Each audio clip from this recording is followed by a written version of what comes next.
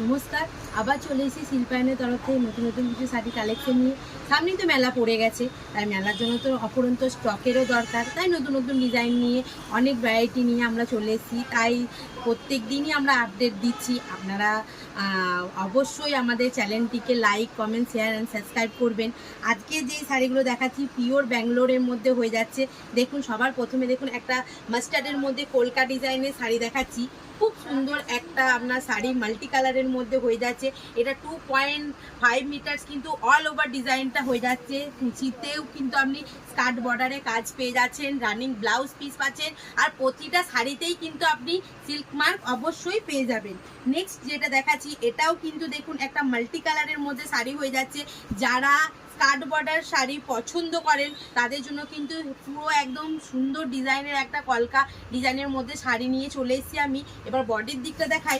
বডিটাও কিন্তু আপনার পুরোটাই প্লেনের মধ্যে হয়ে যাচ্ছে, কিন্তু আপনার স্কার্ট বর্ডারটা পুরো এতটাই তৈরি করা হয়েছে যেন দেখে মনে হবে কিন্তু অল ওভার ডিজাইনের মধ্যেই কিন্তু শাড়িটা। এটার মধ্যেও কিন্তু আপনি রানিংয়ে ব্লাউজ পিস পেয়ে যাচ্ছেন।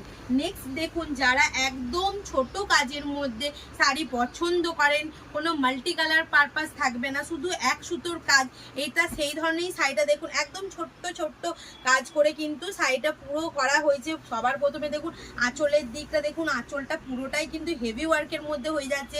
এবার বডির দিকটা একটু দেখাই। বডিটাও কিন্তু আপনার স্কার্ট বর্ডারের মধ্যে হয়ে যাচ্ছে, পুরো টেম্পেল বর্ডারের মধ্যে কিন্তু আপনার বর্ডারটা হচ্ছে।